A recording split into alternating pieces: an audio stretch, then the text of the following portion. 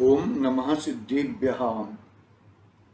नमो अरिहन्ताणं नमो सिद्धाणं नमो आयर्याणं नमो उवज्झायाणं नमो लोये सव्साहूणं मंगलं भगवान् वीरो मंगलं गौतमो गणी मंगलं कुन्दकुन्दार्यो जैनधर्मोऽस्तु मंगलम् सर्वमङ्गल्यमङ्गल्यं सर्वकल्याणकारकं प्रधानं सर्वधर्माणां जैनं जयतु शासनं जैनं जयतु शासनं यस्य स्वयं स्वभावाप्ति स्वभावे कृत्स्नकर्मणः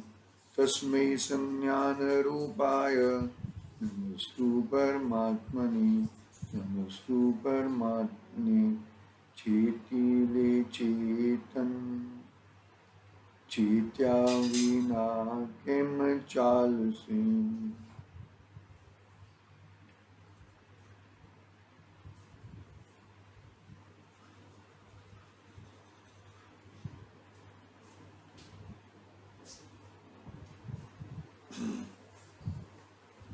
समर्थ आचार्य देव पूज्यपाद स्वामी का महान ग्रंथ इष्टोपदेश 34वीं गाथा कल पूर्ण हुई थी। आज 35 नंबर की गाथा पे अपनी बात चलेगी, चर्चा चलेगी। 34वीं गाथा में गुरु कौन है, स्वयं का गुरु है वो बताया। तू गुरु को बाहर ढूंढने के लिए मत जा, तू स्वयं का गुरु है। ऐसा क्यों कहा? क्योंकि तेरी चीज तेरे पास ही है और उसके अवलंबन से ही तुझे तेरा कल्याण होता है। मेरी चीज क्या है? मेरी चीज मेरे अनंत गुण और गुणों का परिणमन। दर्शन ज्ञान चारित्र एक तो मुख्य गुण है, ऐसे बहुत सारे गुण हैं और वो गुणों का परिणमन। तो गुण कहां पर है? गुण मेरे में है, बराबर है, और परिणमन भी मेरे अंदर ही होता है। मुझे बाहर इधर उधर जाने की जरूरत नहीं है।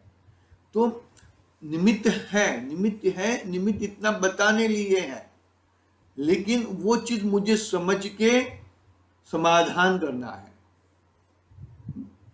आए ना देवशास्त्र गुरु की पूजा में, समाधान सहजा विरामी। समाधान कब होएगा? कि तू अंदर में जाएगा, सहज यानी के अंदर में अपने स्वरूप में जाएगा तो ही वो समाधान सही समाधान होएगा। गुस्सा आ गया, तो गुस्सा क्यों आया भाई? किसके कारण गुस्सा आया? चलो भाई ठीक है, इसके कारण गुस्सा आया, अभी छोड़ दो। समाधान खुद करो। समाधान खुद करने के लिए क्या करना पड़ेगा? सहजा विरामी, अपने अंदर जाना पड़ेगा, बरोबर। समाधान सहजता से होता है।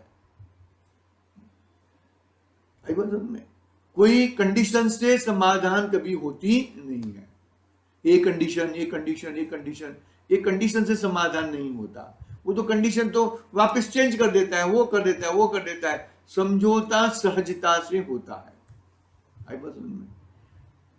कोई कंडीशन लगा दे तो कंडीशन लगाएगा तो फिर वो समाधान नहीं है।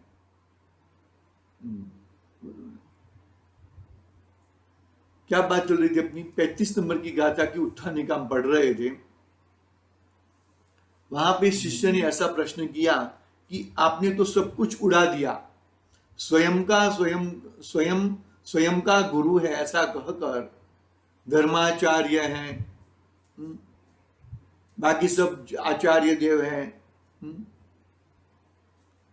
तीर्थंकर भगवान है, वो सबको आपने उड़ा दिया। अरे उड़ा नहीं दिया भाई, हमने किसी को उड़ाया नहीं है, सब वहां के वहां ही है, लेकिन तू उनके चरणों में कब तक रहेगा? आई बात समझ में? पिताजी के चरणों में कब तक रहेगा? अभी तेरा पैर आया नहीं, पिक्चर में एक उदाहरण था, वो उदाहरण याद आ गया, तो बोले अभी अभी तेरा पैर और पिताजी का पैर एक सरखा हो गया तो अभी पिताजी के चरणों में नहीं रह सकता है। तू स्वयं अपना कार्य स्वयं करेगा और स्वयं का कार्य स्वयं करके तू अपना अस्तित्व ला सकता है। ठीक उसी तरह आचार्य भगवंतों के चरणों में रहना है। जब तू अपने स्वभाव में नहीं रहता, अपने वस्तु में नहीं रहता, अपने स्वभाव में नहीं रह सकता, तब बाहर में ये आचार्य भगवान, देवशास्त्र गुरु वही शरण है, वही शरण है, वही तेरे गुरु है।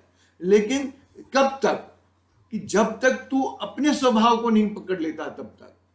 अपने स्वभाव को पकड़ लिया, अपनी चीज को पकड़ लिया, तो बाद में बच्चा उंगली पकड़ के कब तक चलता है? कब तक चलता है? कि जब तक वो खुद अपने पैरों से अच्छी तरह से चलना सीख ना ले तब तक चलता है। अभी अभी बड़ा हो गया वो बच्चा, 5-6 साल का हो गया, पिताजी आप छोड़ दो, अभी मैं खुद चल सकता हूं। लेकिन पिताजी का राग रहता है ना, किधर दौड़ जाएगा, क्या करेगा? अरे चलो ठीक है, 10 साल का हो गया, बिल्कुल आपकी उंगली बिल्कुल नहीं पकड़ेगा वो। कब तक उंगली पकड़ेगा? कि जब तक उसके पैर बरोबर सही तरीके से स्टेबल हो जाए। साइकिल चलाते हैं, बच्चों को साइकिल सिखाते हैं, बरोबर स्कूटी सिखाते हैं, कब तक? जब तक उनका बैलेंस बरोबर हो जाए, बरोबर चलाना सीख जाए, तब तक। बाद में वो मैं खुद चला लूंगा। कहने का भावार्थ यहां पर ऐसा है कि वो निमित्त मात्र है। निमित्त तो कोई भी हो सकता है, निमित्त के ढूंढने की जरूरत नहीं है। तुम अपना खुद का उपादान खड़ा करो, मुझे ये कार्य करना है, मुझे मेरा कार्य मेरे से होता है और मुझे ये कार्य करना है, तो आसमान फाड़ के भी आ जाएंगे। गुरु से ज्ञान नहीं होता, ऐसा क्यों कहते हो? अरे गुरु से ज्ञान अपनी योग्यता से होता है। गुरु स्कूल में या क्लास में गुरु तो सबको पढ़ाता है, 35 स्टूडेंट रहने दो या 60 स्टूडेंट, जो भी जितने भी स्टूडेंट सबको पढ़ाते हैं। तो कोई स्टूडेंट अव्वल नंबर आता है, कोई स्टूडेंट कम मार्क आता है, कोई स्टूडेंट फर्स्ट क्लास पास आता है, कोई स्टूडेंट फेल होता है। अरे सबको पढ़ाया था ना, गुरु ने सबको पढ़ाया था, किसी के ऊपर भेदभाव नहीं किया था। अरे भाई वो कार्य अपनी योग्यता से, अपनी समझ से समझता है, दूसरों की समझ से समझ सकता नहीं है। लौकिक में भी किधर भी, अरे एक माता के 2 पुत्र हैं, एक बच्चा फर्स्ट क्लास पास आता है और दूसरा बच्चा फेल होता है, तो क्या वो माता, वो फर्स्ट नंबर आता है ना, वो बोलता है कि आपने मुझे अच्छा आशीर्वाद दिया, आपके आशीर्वाद से मैं ये आ गया, तो क्या माता ने उसको आशीर्वाद दिया था? माता ने तो दोनों को आशीर्वाद दिया था। लेकिन वो अव्वल नंबर आया, फर्स्ट नंबर आया, अपनी योग्यता से आया, अपनी मेहनत से आया है, अपना उपादान से आया है। एक और बात कह दूं मैं आपको साथ में, जो कमजोर बच्चा रहता है, मेरी माता है तो मैं कमजोर हूं, तो मेरी माता मेरी बात मुझे ज्यादा राग करेगी, उल्टा मुझे आशीर्वाद ज्यादा देगी कि बेटा तू अच्छा हो जा, तेरा वो हो जाए, वो वगैरह वो करेगी। वो कमजोर बच्चे के ऊपर माता पिता ज्यादा ध्यान देते हैं। ऐसी मतलब कहने का भावार्थ यहां पर आचार्य जी क्या कहना चाहते हैं, बहुत सारे उदाहरणों से समझ लिया हम लोगों ने कि बाहर में निमित्त के तौर पे वो कहे जाते हैं, गुरु हैं। गंधर्व देव के गुरु तीर्थंकर भगवान है, आचार्यों के गुरु गंधर्व देव है, उपाध्याय और साधु के गुरु आचार्य देव है, और अपने गुरु साधु परमेष्ठी है। सर्व साधु परमेष्टि, मतलब सब सब गुरु आ गए। तो अरे अभी एक मेरे को बताओ, यदि गुरु के बिगड़ काम नहीं होता तो महावीर भगवान का मोक्ष हो गया, बरोबर है? कब हुआ मोक्ष? कब हुआ? दिवाली के दिन, अमावस्या के दिन, यानी कि 14 की रात को, अमावस्या की एकदम सुबह सुबह, ऐसा समझ लो, अंतिम पहाड़ में 14 का, काली 14 कहते हैं हम लोग वो। अरे वो कोई काली 14 नहीं थी, वो सब ठीक है, अपने को वहां पे नहीं जाना है। यहाँ पर ये अभी वो मोक्ष, अपने गौतम स्वामी गणधर थे, गौतम स्वामी के गणधर के गुरु महावीर स्वामी मोक्ष में चले गए। अभी क्या होएगा? गौतम स्वामी रोने लग जाएंगे, गड़बड़ हो जाएगी। अरे वो तो मोक्ष में चले गए, मेरा क्या होएगा? मेरे को साथ में, लेकिन अरे भाई स्वयं का गुरु है। सुबह में कौन गए? महावीर भगवान मोक्ष में गए, शाम को केवल ज्ञान लेके खड़े हो गए गौतम स्वामी जी। आप सोचो कहने का भावार्थ क्या है? अरे गुरु तो चले गए ना, गुरु तो नहीं थे ना। अरे स्वयं का गुरु है भैया। बात को समझो कि कैसे, मतलब देखो, किसी को यहां पर निमित्त को उड़ाने का या और कुछ करने का वो बात नहीं है। बात यहां पर इतनी है कि भाई तेरा कार्य तेरे स्वयं से होता है। वही महावीर भगवान सम्यक दर्शन कहां प्राप्त हुआ? सिंह की पर्याय में। हिरण को फाड़ा हुआ हिरण, हाथ में लोही था। और मारीच की पर्याय में कौन से निमित्त थे? तीर्थंकर भगवान, सब निमित्त थे, तो भी वहां पे सम्यक दर्शन, सम्यक दर्शन की प्राप्ति, मतलब सम्यक दर्शन की प्राप्ति नहीं हुई। और सिंह के पर्याय में सम्यक दर्शन की प्राप्ति हुई, वो भी कौन सी अवस्था में? इसका मतलब ये नहीं है कि मांस खाते खाते, शराब का सेवन करते करते सम्यक दर्शन प्राप्त हो जाएगा, ऐसा नहीं सोचना। अरे भाई, उन्होंने तो आजीवन मांस का त्याग कर दिया। किसने? सिंह की पर्याय में। जो सिंह मांस के बिगड़ चल सकता नहीं है, वो भी तात्कालिक, वो वैसे सिंह ने क्यों? अरे धन्य मुनि राजों को देख लिया, उनके उपदेश सुन लिया, तत्काल मांस का त्याग हो गया, तत्काल। ऐसा नहीं है कि कबाबी और शराबी को सम्यक दर्शन हो जाए, ऐसा नहीं है। मतलब ऐसे लोग उदाहरण देते हैं कि देखो महावीर भगवान को तो वो था और उनको सम्यक दर्शन प्राप्ति हो गई, तो हमें, अरे भाई वो कौन सी पर्याय में? सिंह की पर्याय में थे। तुम चले जाओ सिंह की पर्याय में और सम्यक दर्शन ले लो। बात को समझो। ये ऐसे ही सब बस बक्के चलाते हैं सब लोग। मेरे को मेरे रिलेटिव है, बोलते हैं कि 84 लाख पूर्व आयु था और 83 लाख पूर्व तो संसार में रहे। कौन? राजा ऋषभदेव। और 1 लाख पूर्व तो हम लोग 83 वर्ष तक तो मस्त रहे।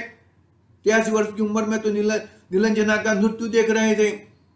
अरे भाई, तुम जिसकी बात कर रहे हो ना, वो तो तीर्थंकर भगवान और तद्भव मोक्षगामी थे। ये भाव से मोक्ष जाने वाले ही थे। तुम्हारा क्या ठिकाना है?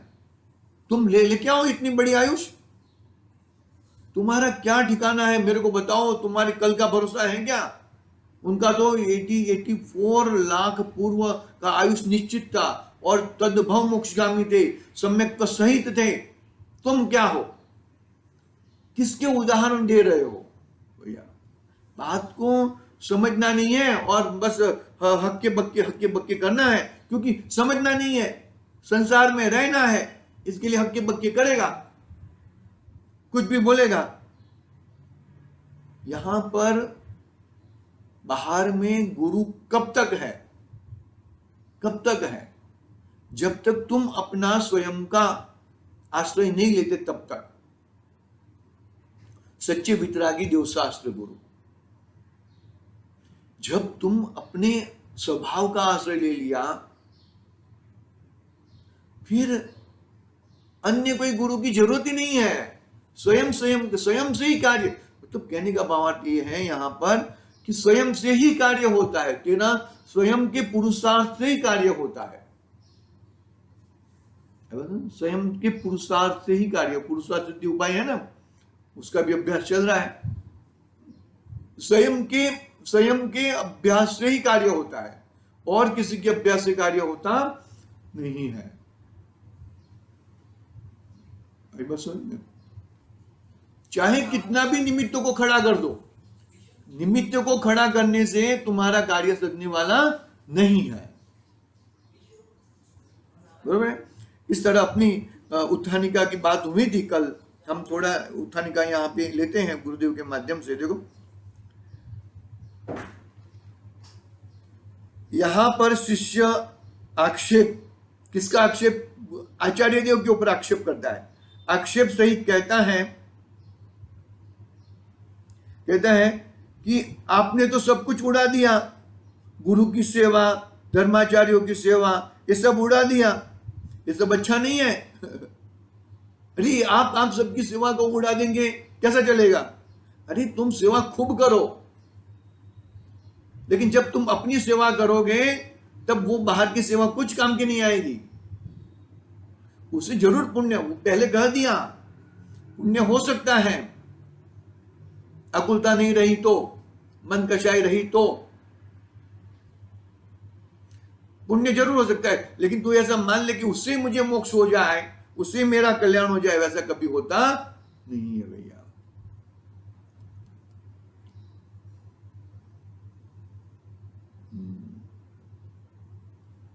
यहां पर शिष्य अपेक्षा सहित कहता है, शिष्य कि आपने सब कुछ उड़ा दिया, गुरु की सेवा, धर्माचार्यों की सेवा, ये सब उड़ा दिया, इस तरह तो अब अन्य दूसरों की सेवा करनी होगी।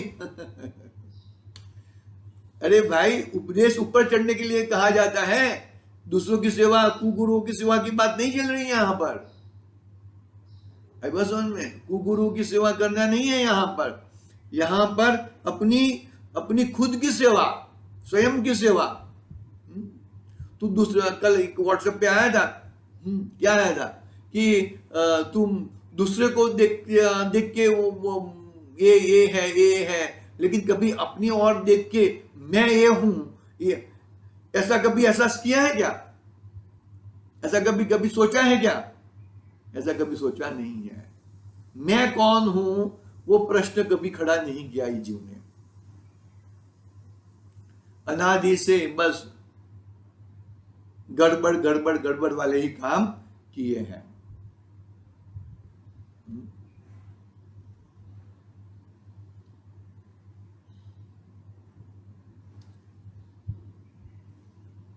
दूसरों की सेवा करने की बात नहीं है यहां पर। सेवा, अपनी सेवा, स्वयं की सेवा करने में वो सेवा छूट जाती है। अरे अपनी स्वयं की सेवा के पूर्व में वो तो शुभ भाव ऐसे रहेंगे ही, नहीं चले जाएंगे। देखो इस गाथा में आचार्य देव बहुत जबरदस्त बात करने वाले हैं, बहुत जबरदस्त। गाथा पढ़ेंगे और उसका अर्थ करेंगे तब मालूम पड़ेगा कि क्या कहना चाहते हैं आचार्य देव, कौन सी एंगल से बात करना चाहते हैं, वो मालूम पड़ेगा अपने को। दूसरों की सेवा करनी होगी ऐसा नहीं है, गुणस्थान गिराने वाली बात नहीं है यहां पर, तो गुणस्थान और बढ़ाने की वाली बात है। छठे सातवें गुणस्थान में झूलते मुनिराज जब सातवें गुणस्थान यानी कि सातिशय अप्रमत में जाते हैं, तब स्वस्थान अप्रमत दशा को छोड़ के सातिशय अप्रमत में जाते हैं, तब जाके, मतलब सातिशय अप्रमत में क्या होता है, स्वस्थान अप्रमत में भी अपने भगवान आत्मा को ही ध्याते हैं, और सातिशय और जोर से ध्याते हैं। आई बात समझ में? कहने का भावार्थ ऐसा है कि जब वो आगे जाते हैं तब ऑटोमेटिकली छठा गुणस्थान वाली क्रियाएं छूट जाती है। तो छठी गुणस्थान वाली क्रियाएं छूट जाती है तो क्या मुनिपना नहीं रहता है क्या? 28 मूल गुण का निरुद्धिचार, अरे और ज्यादा रहता है वहां पे। छठी गुणस्थान में तो थोड़ा बहुत आगे पीछे हो सकता है क्योंकि वो बाहर की क्रिया है और वो थोड़ा बहुत आगे, लेकिन जब श्रेणी लगाते हैं तब और मतलब जबरदस्त। मतलब कहने का भावार्थ यहां पर ऐसा है कि जब छठी गुणस्थान में है तब आचार्य देव को नमस्कार, तीर्थंकर भगवान को नमस्कार, ये सब रहता है, ये सब रहता है। लेकिन जब अपने स्वभाव में जाते हैं तब ऑटोमेटिक वो छूट जाता है।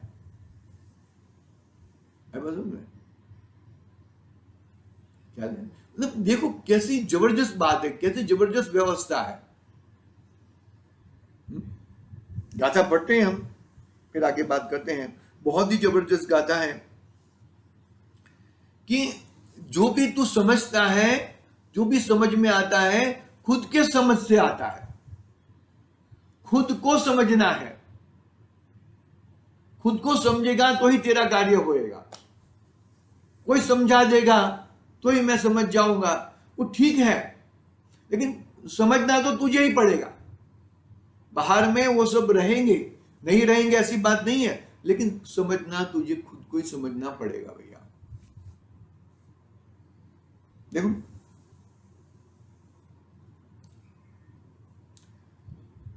नाग्नो विघ्नत्वमायाति,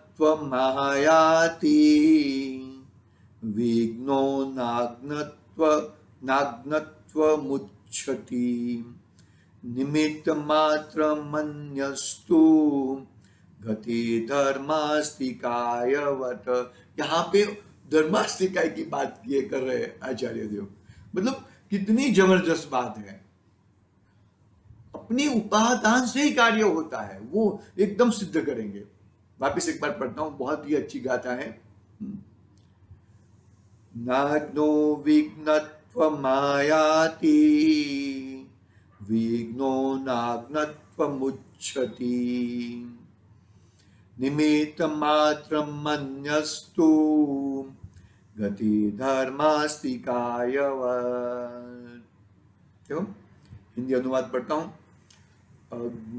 अज्ञ એટલે અજ્ઞાન, નાગનો એટલે અજ્ઞાની, અજ્ઞ ન પાવે વિઘ્નતા, अज्ञ न पावे विघ्नता, नहीं विघ्नता अज्ञ, पर तो निमित्त मात्र है जो गति में धर्मास्तिका।